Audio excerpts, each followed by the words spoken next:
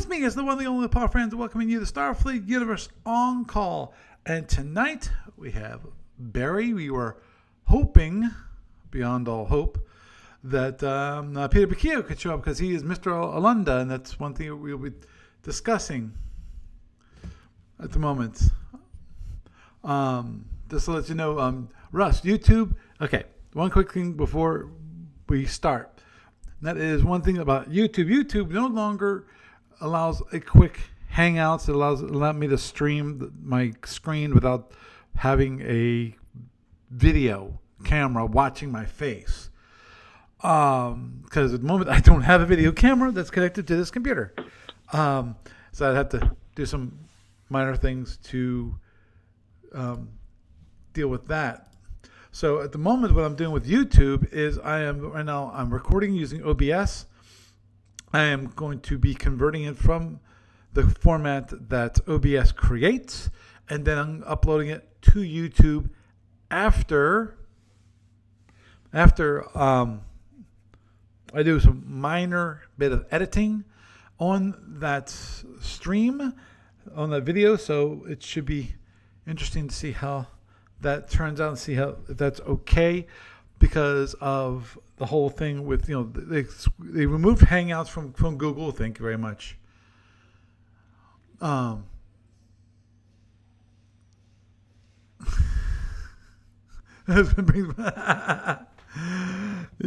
But anyway, so right now I'm streaming both using TalkShoe for audio, and for video I'm using Twitch.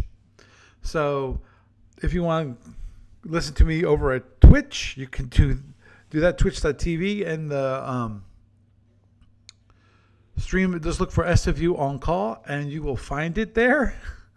So it should be interesting. I was discussing before the show started with Barry about the possibility, of course, dropping Talk Show together, because I'm having problems with dialing in. And I already talked about this last week, which is about, I'll use free conference because that seems to be what they're using. Then I realized last week that was not such a good idea, just because of that's what they're using. That's probably, if I'm having problems dialing in, it's because they're using freeconference.com.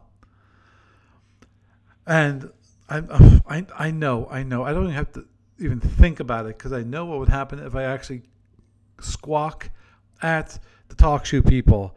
They just say, just go through the browser, record through the browser. It's like, no, I don't want to record through the browser. I don't want to stream completely through the browser. Actually, at this point, I can do that because I'm using OBS to stream to Twitch, and in theory, I should be able to use OBS to stream to YouTube. But unfortunately, last week it went all sideways, just because of they just switched off Hangouts as of August 1st, which was last Thursday. Yay! Unfortunately, there have been no updates to tutorials or whatever on how to connect OBS to YouTube live stream. In theory, I should be able to do that. So at the moment, forget it. This week, at the very least, I'm going to use Twitch. I might just switch over completely to, do what I used to do with YouTube Live, to switch over to be completely Twitch and just upload things to YouTube. I'll just have to wait and see how that turns out. Obviously, one of the minor issues that I'm currently having with that approach is that YouTube doesn't get the video for at least another day, because I have to take the video, I have to convert it to a proper format, and I have to do some minor editing, and then I have to upload it.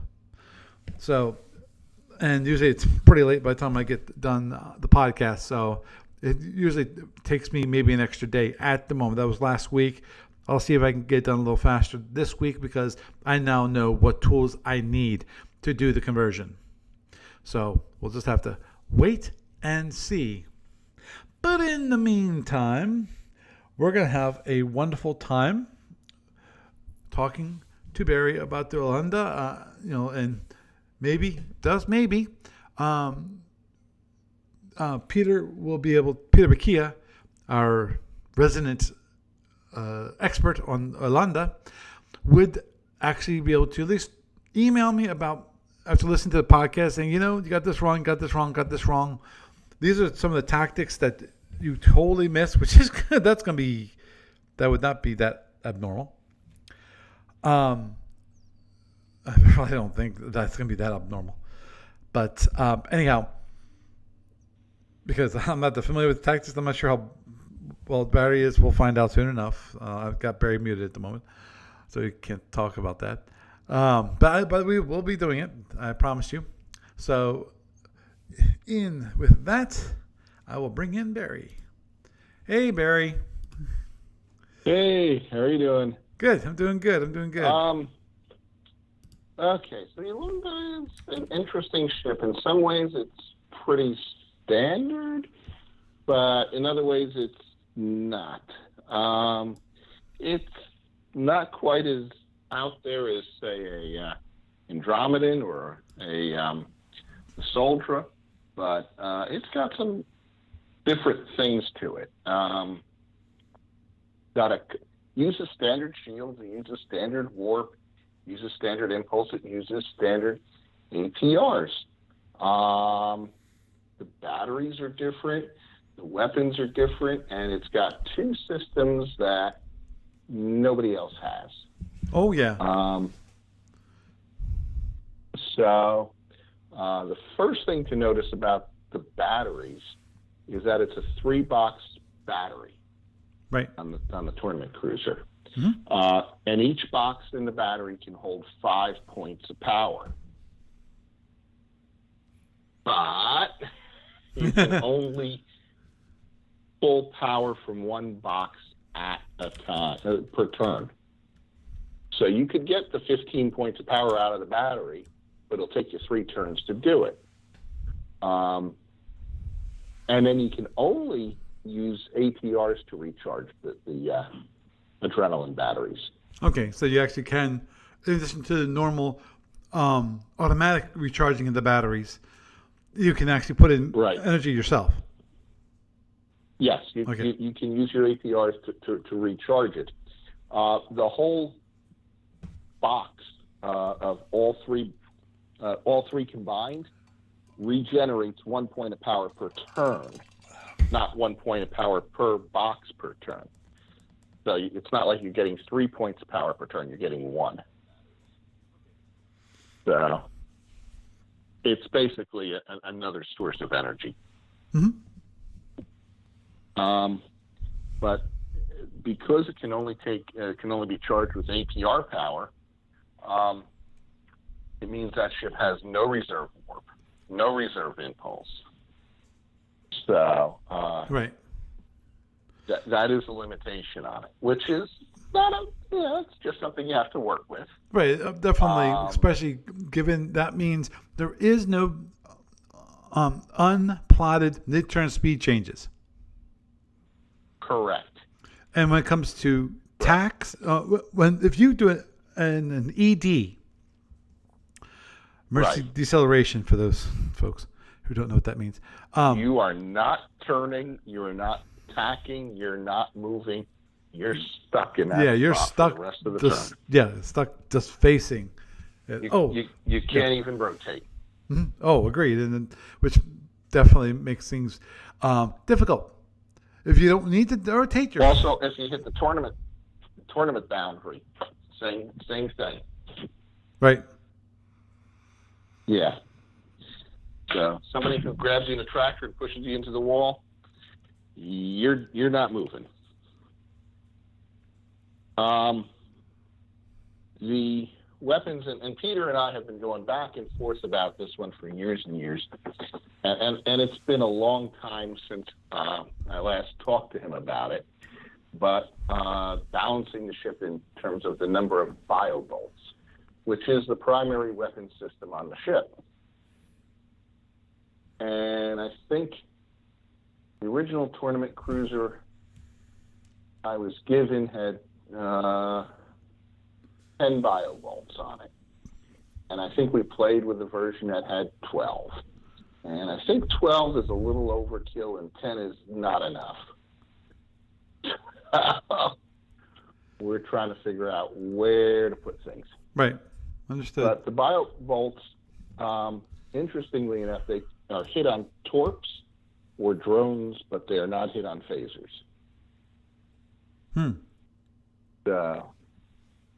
That's interesting. Yeah. It makes it really hard to kill. And well, you can hit it on a torp or a drone. So it's understood. But at the same time, phasers are the most numerous when it comes to hits. When it comes to the first two columns. Correct.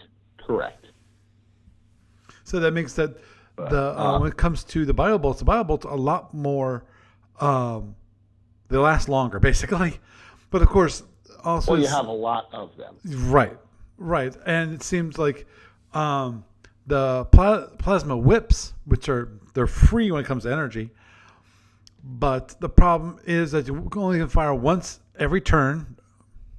Let's try that again. Once every 32 impulses. That's a little different than once every turn. Yes. And they don't do that much damage. Correct.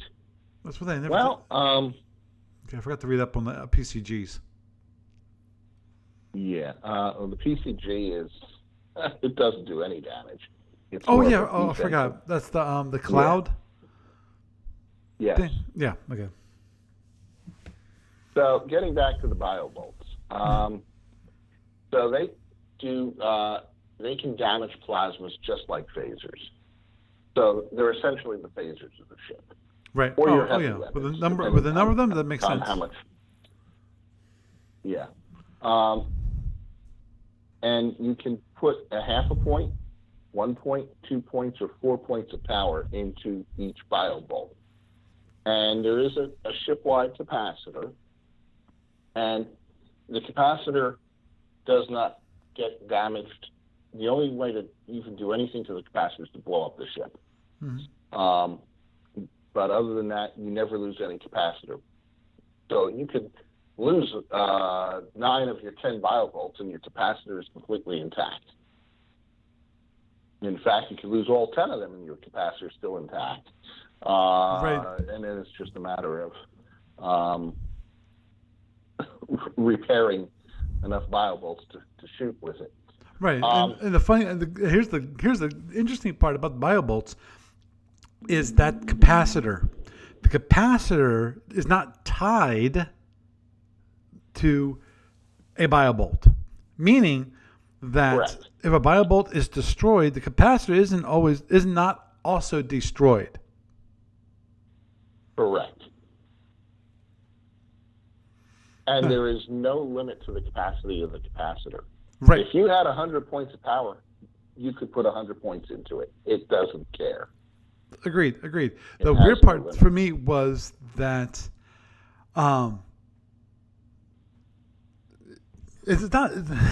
It's one of those things that's not explicit in the rules, which is it doesn't say at the time of firing. You basically select the amount of energy that you're going to be putting into the weapon. It says, okay, the procedure is the total number of damage points scored by a biobolt is determined by the range, the energy in the weapon, and the dice roll. So basically what happens is that from the capacitor, you fill the energy, you put a certain amount of energy into the biobolt, and then you fire it.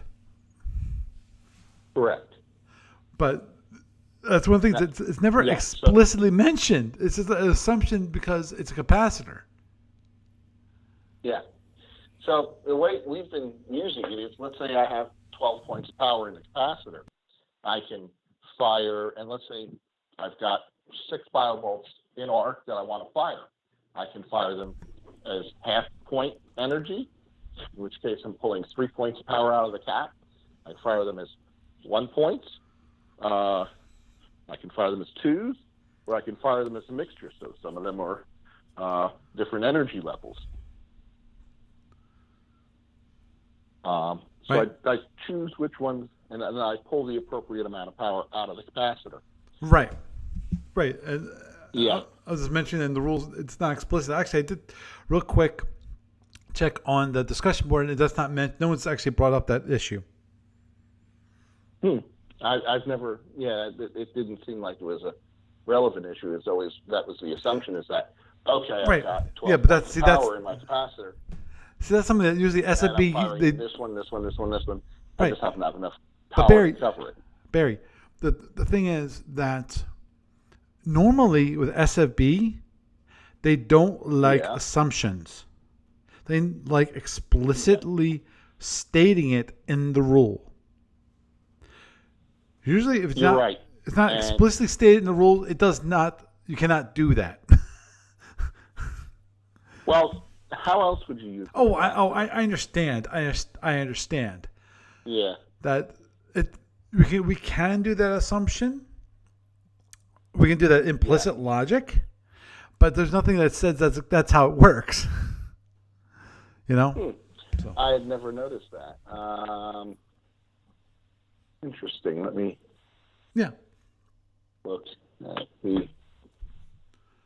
Because they mentioned that that Throw off a common capacitor organization. Right. Energy to arm the capacitor.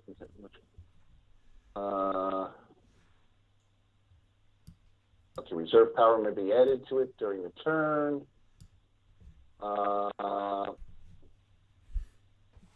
Firing procedure. Total number of damage points scored. Range. And the energy in the weapon. This is yeah. The energy in the weapon. Is it- Interesting. Yeah. It never tells you how you get the energy in the weapon. The assumption is it comes from the capacitor, which is the way it works for like phasers and so forth.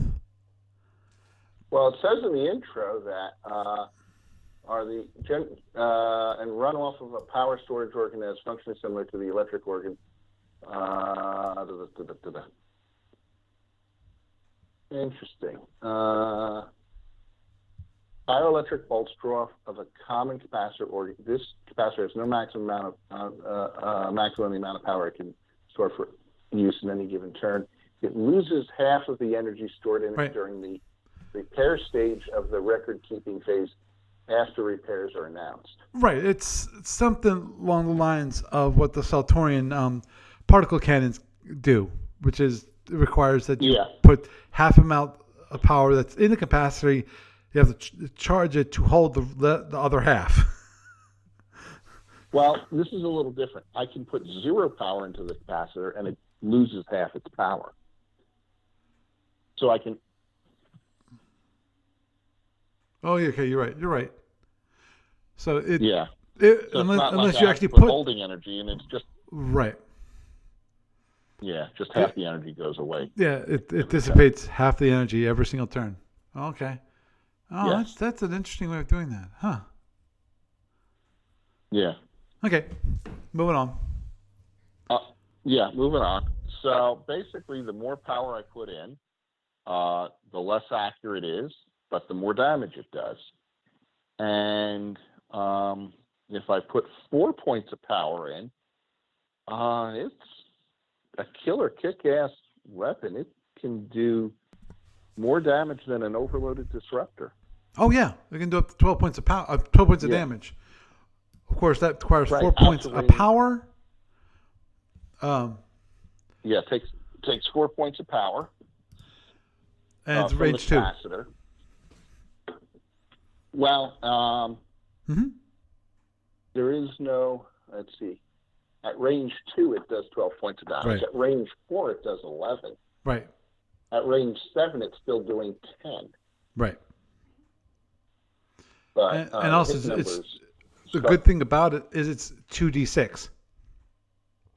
Yes. So even with a 7, it has greater than a 50% chance of hitting. Correct. Slightly better than a 50%. Yeah. Yeah. I haven't got the percentages figured out.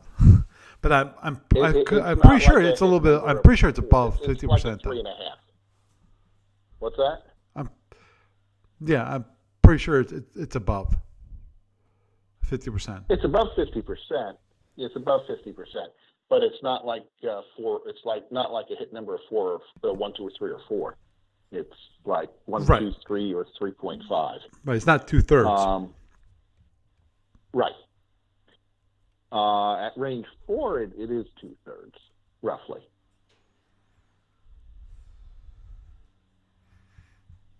Yep. But yeah, at the 4 point of energy. Now, when you use it in 4 energy mode, it takes longer. It cannot be fired the next turn. Right. Whereas up to 2 points of power, it can be fired the following Which is turn. interesting about that. One thing I read that and said, okay, it says, quote, a BB fired at 4-point level of arming must cool for the entire turn after the turn which it has fired. Okay, so basically you fire it, then you have to wait for a whole turn, and then the turn after that. So if you fire on turn 1, you can't fire again until turn 3. Correct. But you could fire it on impulse 32 of turn 1 and fire it on impulse 1 of turn 3. Right. Yeah. The 2 energy mode, there's only one place where that makes any sense, and that would be at ranges 8 through 12.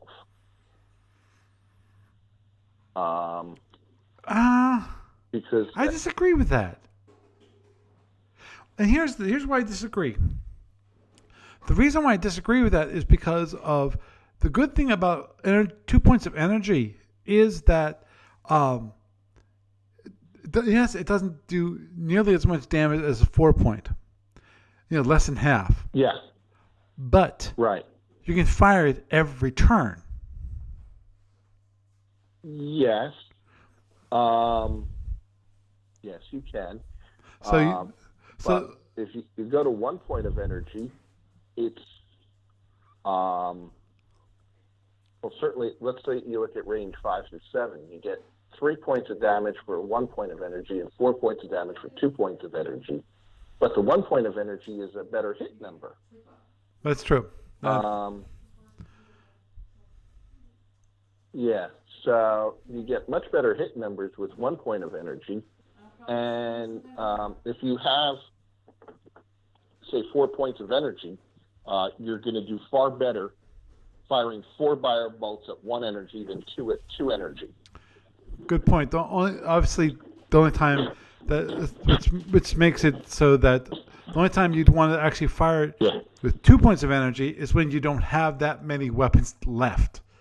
Either because it got blown off the ship, or if the other ones or it's fired already. Correct. And you want those extra points. Yeah.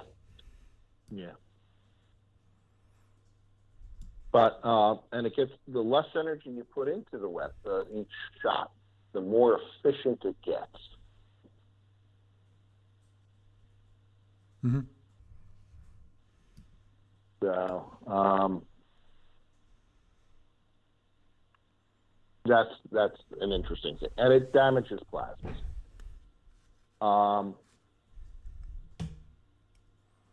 Now the plasma whips that's actually, I think, one of the best weapons on the ship. They don't have any energy cost. Right. You see the damage table on there, which is not bad. I mean, it's not as good as a P3, but it's not bad. But it does double damage against unshielded objects. Whoa. I missed that. Yeah. Yep. I completely... If the target is unshielded or strikes a down shield, the damage is doubled. Yikes! I missed If the shield is up when the weapon hits or reinforcement is struck,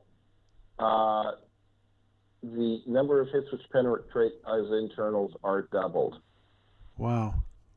If multiple different weapons strike a shield in the same volley, damage from any plasma in the volley is First. The plasma Scored whips. after. Huh? But Okay. before Scored all other after. shield damage. Yeah, those beams. But before all other shield damage. Although, yeah. So it's before like before Okay. plasma bolts. Oh wait, no. Is score? Let's see. If multiple different weapons strike a shield in the same impulse, damage for any plasma weapon is scored after these particular weapons, Right. but before all other shield damage. Okay, so it hits first. Right. Okay, so that's not as bad. Right. It's not like But still, the double damage. right. It's not like a Hellbore. But yeah, the Right, double damage when right. it comes to internals is nasty. Especially against drones or fighters or shuttles. It's killer. Or any missiles. Yes. You know, whether it's think about some of the ones. Tachyon missiles. Yeah, tachyon missiles. Whatnot. That's one. Those one of the ones I was trying to think of. Yeah. Yeah, and even at range 2, it can kill a drone at 2/3 chance. Yep. And has a shot of killing at range 1, it has a 50-50 shot of killing a large drone. And this is for a weapon that fires for no energy cost every 32 impulses with a 360-degree arc. Yep. Now that's the one. Nasty. That's one of those gotchas there, which is the 32 Yeah. impulses. Yeah. Now the other interesting thing is that you have to use reserve power, but 1/4 point turns it into a whip crack torpedo, which is a 5-point plasma torpedo, which does not lose strength from range. And its range is 16 hexes. That's Wow. freaking long range. Oh, that is. I agree. So that torpedo, it's a plasma torpedo. It goes out at range 16. It's still 5 points of damage. 17 range, it goes away. Now, if you hit it with a phaser, of course, it gets damaged just like any other plasma torpedo. But that ship has 20 points of plasma. It can fire every single turn for a single point of power with decent range. Yep. 360-degree arc. Yeah, of course, a quarter. That is nasty. Oh, no kidding. Yeah. Yeah.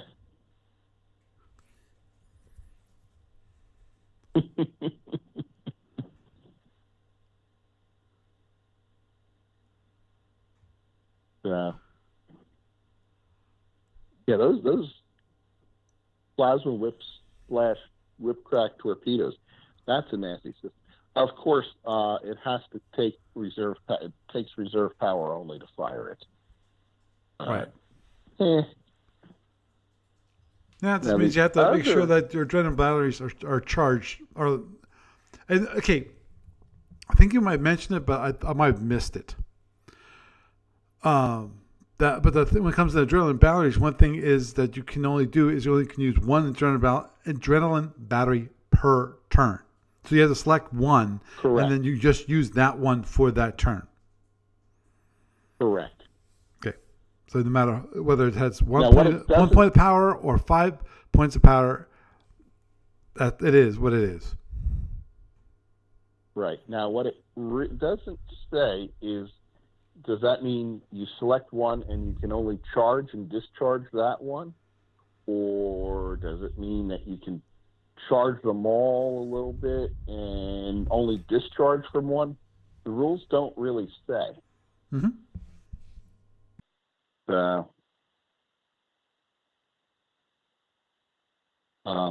And of course, 1 point of power goes into the whole 3-point battery system every turn. But you almost have to keep track of each battery individually.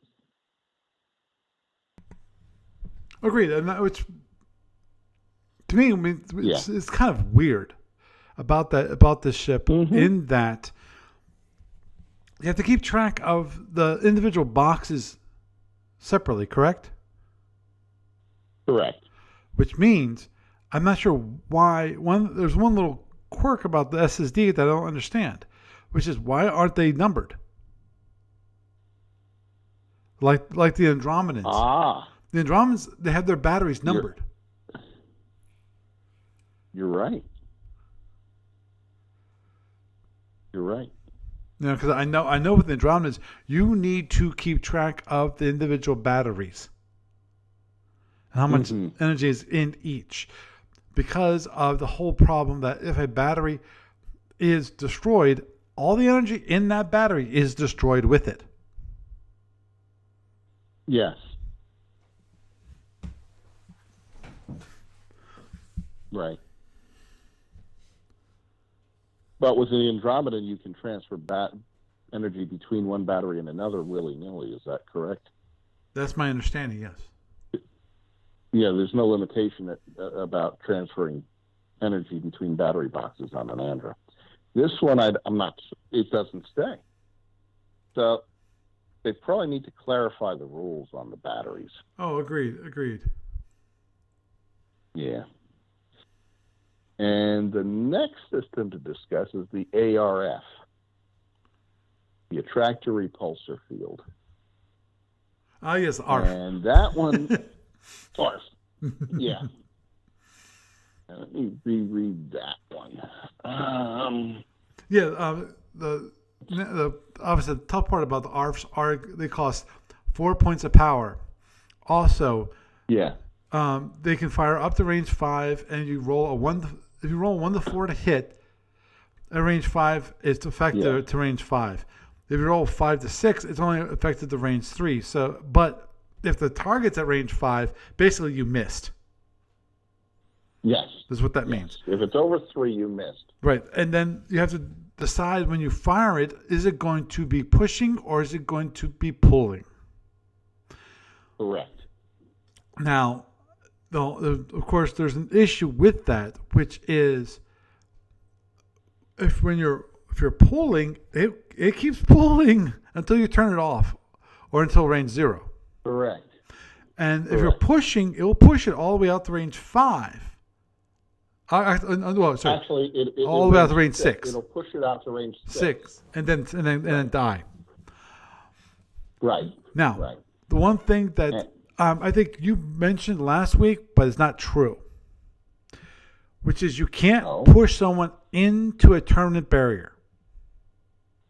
Oh, I know you can push someone to a tournament barrier. No, you cannot. That's what I didn't realize. You can't. Not with this. Not with an ARF. Oh, okay. Oh, it can not force it into a tournament barrier. Oh, yeah, because this is not a tractor. Okay. You can't. Okay. Yeah. That's one thing I was reading through the rules. I got myself confused. If somebody is slipping against the wall or facing the wall and slipping so that they don't hit the wall, and you push them so that it does, when you push them, if you push them in the right direction, it does not reset their slip mode. So now they're up against the wall and they haven't satisfied their slip mode. Now their next movement, they're going to ram the wall. So you can do that. Okay. I have to yeah. Okay. But so it and I have seen people get pushed into the wall that way. But it's been so long, I forgot about that. Ooh. Barry, just to get back to the adrenaline batteries, I was just reading a little reading on them. Yeah. And here's what it says. Each adrenaline gland, not each box, each gland. Yes. Recovers 1 point of power each turn free of charge, which can be placed in any box in that gland except a box which power was drawn on that turn. If no such box exists, there's no restoration occurs. Okay. Restoration occurs at the end of the turn, da-da-da-da-da. Okay. Well, the tournament cruiser has one gland with three boxes in it. Right. But I think the Dreadnought has a second gland. Mm-hmm. But since we're only talking about the tournament cruiser, it only can get 1 point of power per turn. So what you do is the first turn you suck one of the batteries dry, and then turn 2 you start using the second battery or second battery box. Right. And at the end of turn 2, the first battery box can get its free point of power. Mm-hmm. And after that, you can just arrange by rotating things around it. You're going to get 1 point of power per turn out of that system. But you're not going to get it on the first turn.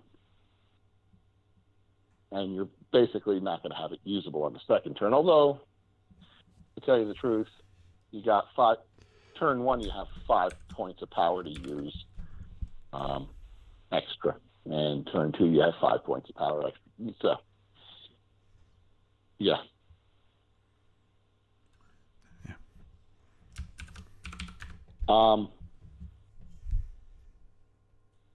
Now the ARF, as I said, 4 points of power to arm, 2 points to hold. But and I think it stays up for 10 impulses? Yeah. Maximum of 10 impulses. Yeah. And that is such a nice way of saying to somebody, you're not going to tractor, you're not going to pull me in, you're not going to anchor me. So if somebody's trying to go for the anchor tactic, not going to happen with the Alunda.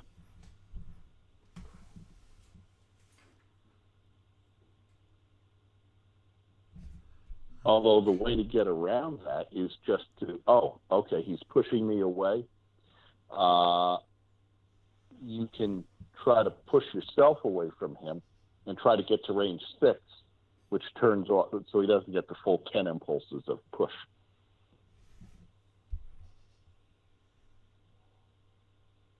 But the attraction is also nice in that you can use that to, if somebody's trying to get away. Oh, agreed. I totally agree there. Yeah, you can say, nah, come back here. Let me beat you up a little more. Oh, yeah. And it's so nice to be able, it is really nice to use that to control the relative facings between you and your opponent. Because I think the movement occurs after regular movement, but before weapons fire. Yeah. Where is it? I was just reading that earlier. Yeah. Where is it?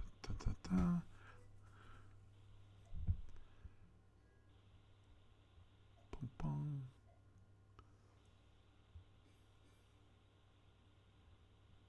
Where's it? I know it's there. Beginning the impulse after the field was seized, the unit moves 1 hex. Okay, this is treated as involuntary movement as occurs in step 6A1 of the movement segment of the impulse procedure. The movement takes place before black hole movement, and is treated as black hole movement for all purposes. If there is a choice which hex, okay, which just says, the person who actually is using it, the ARF, defines where the target goes, not the target. Yeah. Yeah. It's also nice for pulling somebody into your suicide shuttle. That is true. I launched 2 suicide shuttles. I'm running away from you. No, you're not. And come here. And because it's not a tractor, that means that there is no tunnel. Correct. So that You can't. can wild weasel. Well, also you can't destroy the shuttle. Right. Because if it's caught in that tractor tunnel, if the movement's they're going too fast, that shuttle gets destroyed because of the tractor tunnel. Right. Although if somebody does raise a tractor, it can shut down the ARF. Well, I think it just the ARF can't overpower the shuttle. If you use an ARF to pull somebody towards you, and they manage to tractor you, you're locked in position. Right. Until the tractor goes down. Mm-hmm. But it's got some interesting tactical implications to it. Oh, I agree. The PCG, on the other hand, is it takes a huge amount of energy to operate, and it really doesn't give you that much benefit. Mm-hmm. 5 points of energy, 3 to hold.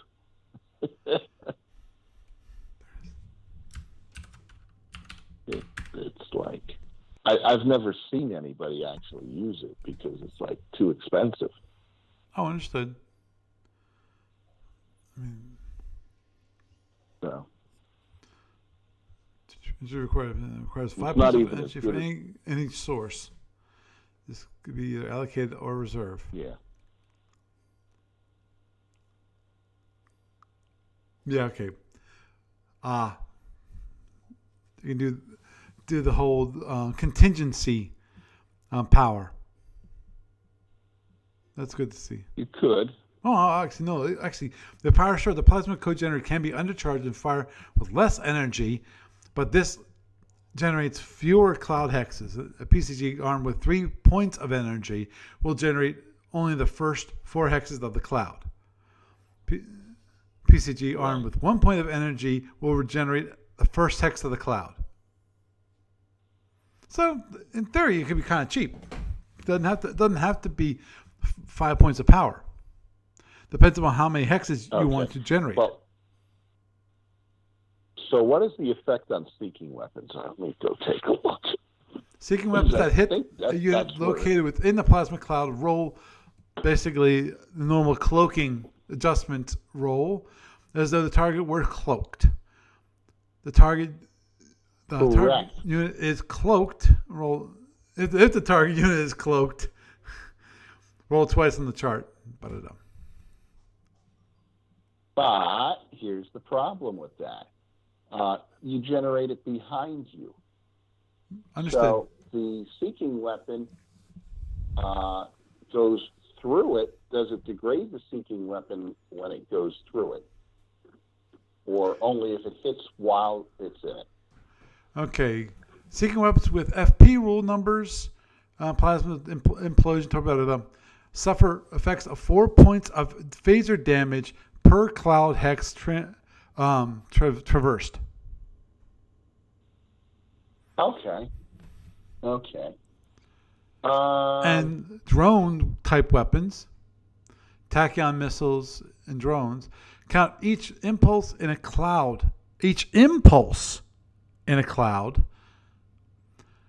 as 2 impulses that were against the range or endurance.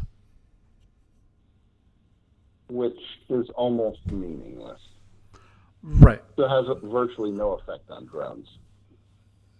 The only time, unless it's dogfight, of course. Right. But why would you fire dogfight at Alunda host ship? Got me. So I guess against plasma torpedoes, it has a minor effect. Mm-hmm. And if you have the full-blown plasma cloud generator and a plasma torpedo has to go through 3 hexes of it, it takes 12 points. 6 off the warhead. Right. For 5 points of energy, But then, that's not okay. too terribly effective. And then, of course, there's OG 3.141. Any unit in the cloud itself is protected by the cloud. If the line of fire from one unit to another passes through a cloud hex, including the cloud, the hex the firing unit is in, is degraded by the cloud. The number of cloud hexes which the fire must pass, including hexes of either the firing ship or the targeting ship, is if located in a cloud hex. This quantity is used for various effects. If both units are in the same hex, okay, this is considered one cloud hex. Note that it does not matter that the hexes being counted are from one cloud or several. A line which passes through two hexes of cloud generated by one PCG and 3 hexes generated by another would count as 5 for protection rules. Direct fire that hit a ship obscured by a plasma cloud suffer a penalty of 3 points of ECM for every hex of cloud they pass through. Right. And in addition, each cloud hex counts as 2 hexes for determining the effective range of the target. Yep.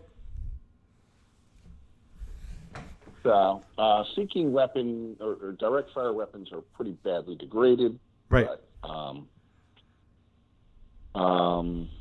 especially the more hexes you can get, the better protected you are.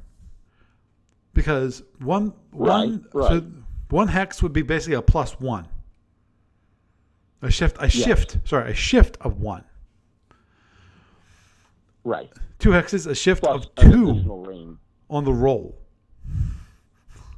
Yes. Plus the additional range. A range. Right. But there's no penalty for traveling through the cloud. Right, for a regular ship. Correct. So, okay, he spent all that energy on a cloud. I'll just run through it. It's not like a web or anything like that. Right. Well, in my mind, this again, we're getting back to the way the Omega Octant ships were designed. In my mind, a lot of the weapons, at least some of the weapons, are kind of obviously were designed to be used in concert with a fleet, not single ship duels. Yeah. And this is just one of those weapons. Yes, you can actually use it in a single ship duel, especially in the case if you have a down shield. Mm-hmm. You could use it at longer range so that you can bring a down shield around without having your opponent firing at you, because of the addition, because of the ECM. Basically, what might have given you some damage now would possibly give you none whatsoever. That is true. As I said, I've never seen anybody actually use it. Mm-hmm. Well, as I said, the definitely, as I said, the one tactical situation I can see in the duel is having a down shield that you have to bring around. And the question is, how? I'm assuming you've played Peter. Yes. Has he ever gotten to the situation where he's been running away from you and has a down shield that he has to keep away from you? Well, obviously, but look at the firing arcs of the weapons on that ship. I mean, this obviously this has to be at range. Shield away from you that are. What's that? This has to be at range. This can't be at saber dancing range. This has to be like longer ranges. Is what I'm thinking. Basically, it stops the pot shots. Yeah. That you could possibly do. Right. Still there? Yep, I'm still Hello? here. Oh, okay. Yeah, it died for a second. Okay. As I said, by the point you would need to fire it, you probably got better uses for that power anyway. Possibly. That's a lot of power to use. Well, but the same thing, Barry. The one thing that was pointed out after we read the rules um, was that it doesn't require 5 points of power. You can Right, you can undercharge it. undercharge it and still get great benefit. In the case of 3 points, you still get 4 hexes. You get those first 4 hexes. And that's not bad Right. at all, especially as I said at the longer ranges. The full 5 points of power to get all the hexes, yeah, Mm-hmm. I can see that, and definitely I can. Yeah.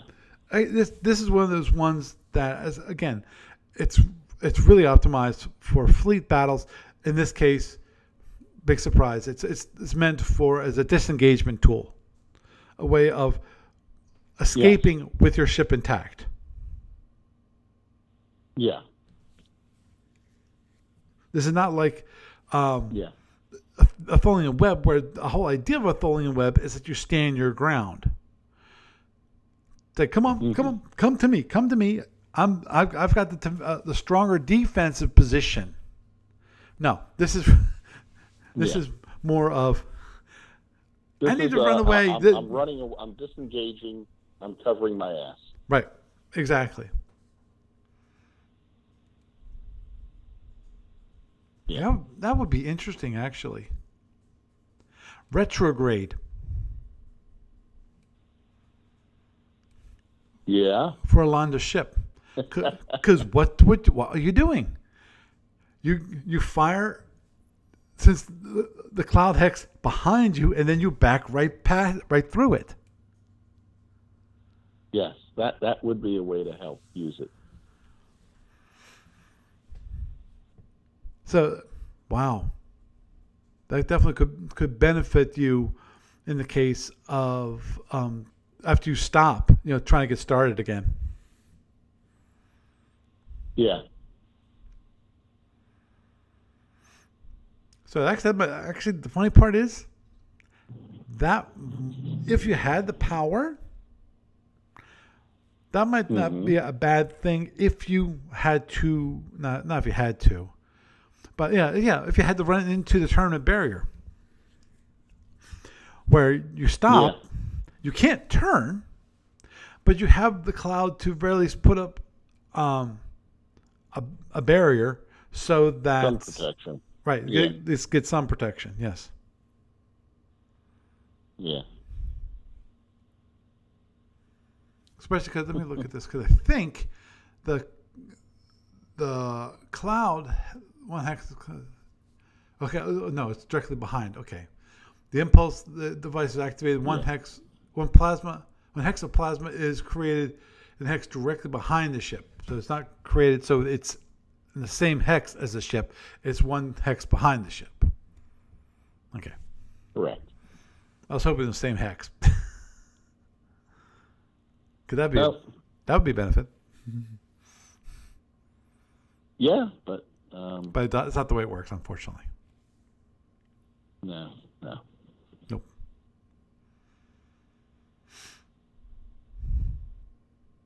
Yeah, definitely the Alunda can be a nasty ship, and the turn mode's not that bad. It's turn mode of C.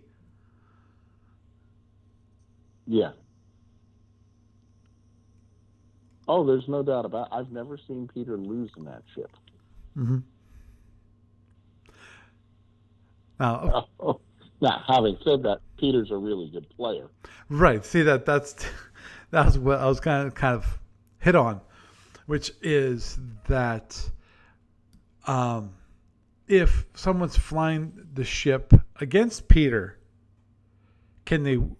will they win? Meaning, More often than not. well, the important thing, the important point I'm trying to make is that the Alunda is too strong, or is it just that Peter's a good player? I think it's a little of both.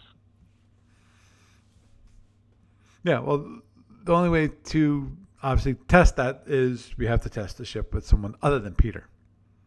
Yeah. Right.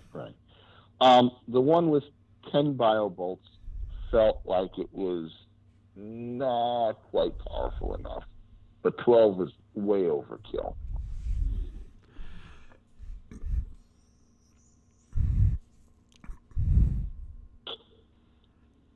Okay, so you're saying 10 is not quite enough? Yeah, 10 wasn't quite enough. It was having issues. Mm-hmm. It just didn't have the offensive punch. Okay. Well, I think right now the current one that I pulled up now, this one is from I think 3 years ago. Okay. I think I'm pretty sure it's 2016 that you sent me. I grabbed that out of my email, which is the one I'm showing right now on the screen for people. I had a discussion with Peter at when we both went to Council of Five Nations, and I created that ship and posted it after a discussion with Peter after that council. And does that have 12 biobolts? No, it has 10. Has 10. Okay. Then we were probably playing a 12 biobolt one, and it's like, it's a little too powerful. Yeah. Which means I prefer it to be 10 then. I'd rather have it a little less powerful and maybe make up for it in tactics. Yeah. Or wait and see, because Lord knows we don't want something that's overpowerful, because that's usually harder to tweak, because it can ruin more games than not. But we still have a lot of work when it comes to the Omega tournament as it stands. Right. Now, one of the interesting things about biobolt ships is that you can run in and you don't have to worry about, if he fires before me, or he calls for fire, if he fires and I don't, he's going to blow off some weapons and then I won't be able to hit him hard. So do I fire also, or wait to get closer and fire? Right. With the biobolts, you have less pressure to fire under those circumstances. It's like, okay, he blew off 2 or 3 biobolts. I still have the same amount of energy in my capacitor. So instead of firing 8 at strength 1 or 2, I fire 6 or 5, but at higher energy levels. Yeah, I'm going to do a little bit less damage, but not as much less as another ship that took weapons damage.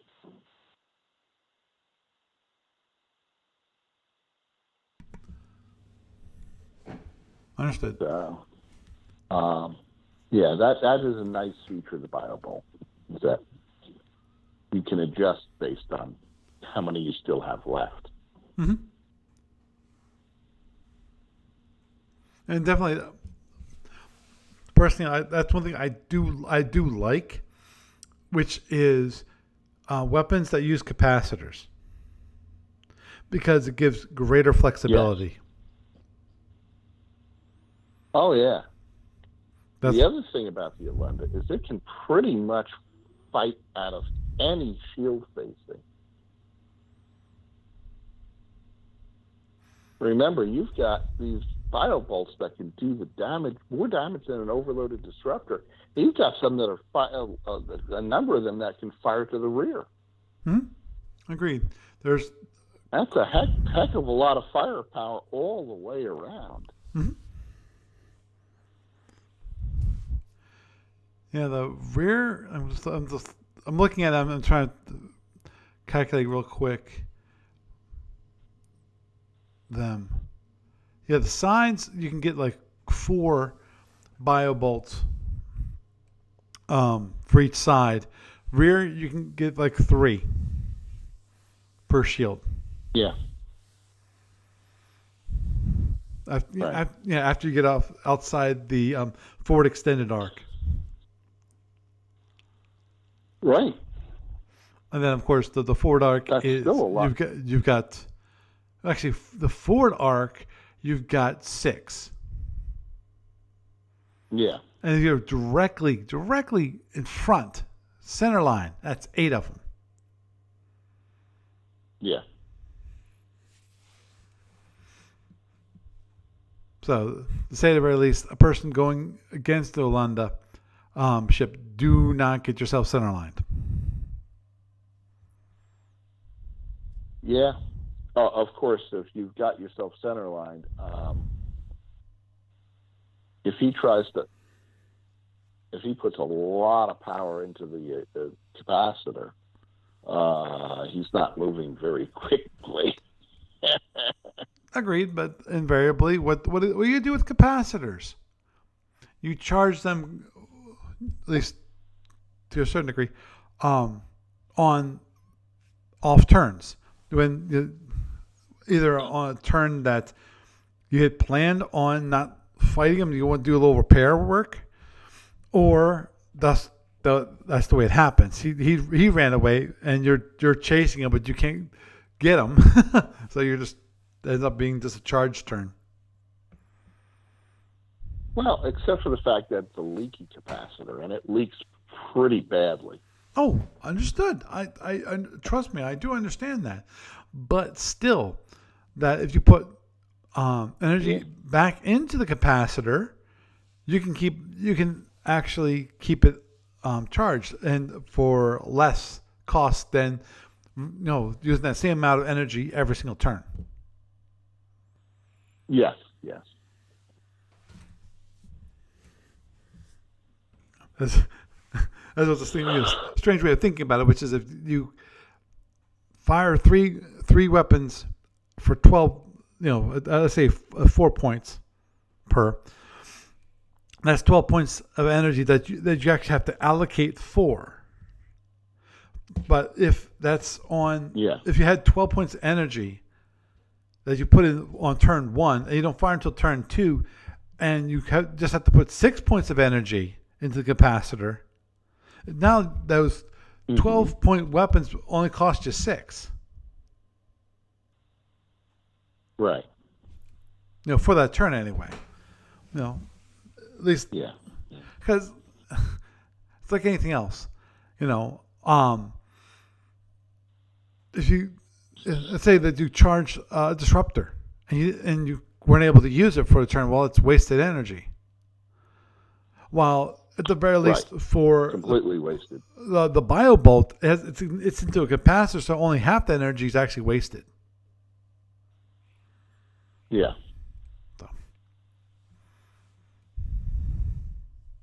So I agree. Alunda is quite an interesting ship. Has many tactical implications because of the many things that it can do, especially those nasty little plasma whips, which are I missed that part about the double damage. Yeah. That just can be freaking nasty as heck. And as you pointed out, they're 360 degrees. Yeah. So, and of course, then you have the whip crack shuttles, torpedoes. Shuttles don't survive too well in range of them. No. Shuttles and fighters. Yeah. They'll just die.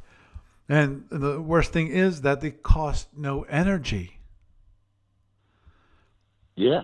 Can you imagine assuming that the Alunda holds back, trying to get a suicide shuttle through and actually hit the ship?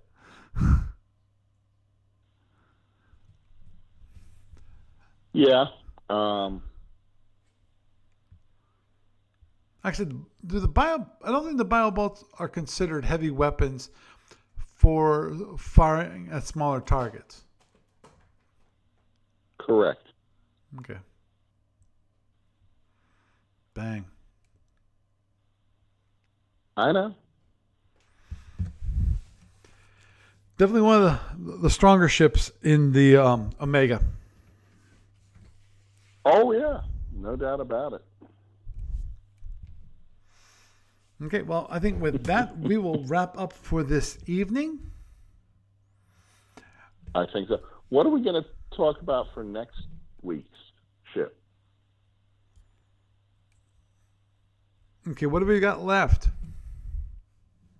I know one of them's Drex. Did we do the Warb?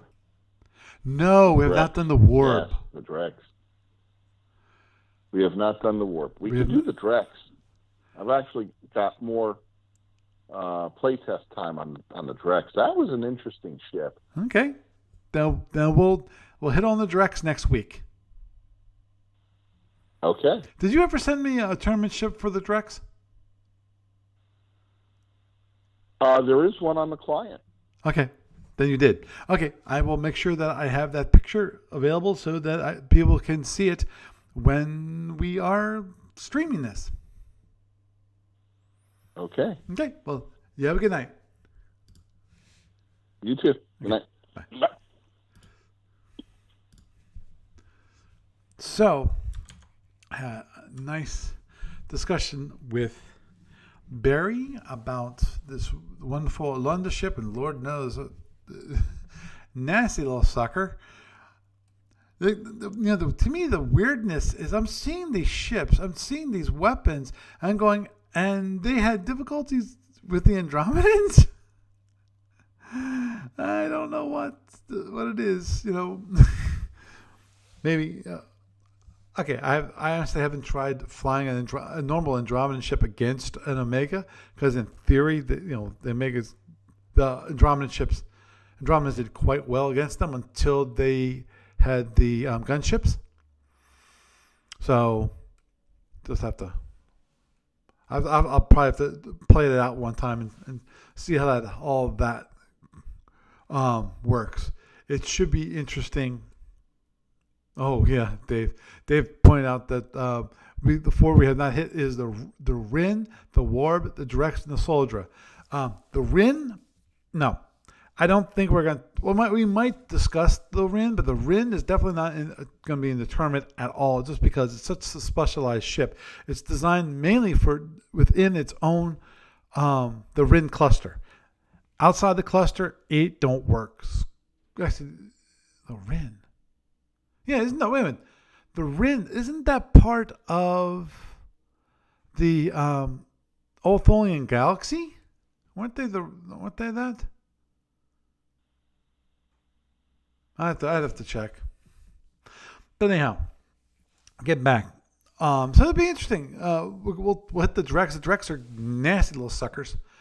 Rin and the people. I thought they were okay. Well, I'll take a look. See.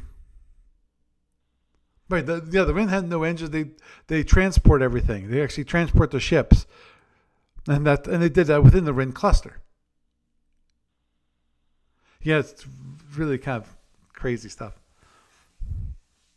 But anyhow, with that, I think we will wrap up for this evening. So, with that, I am Paul Franz, and I bid you a good night.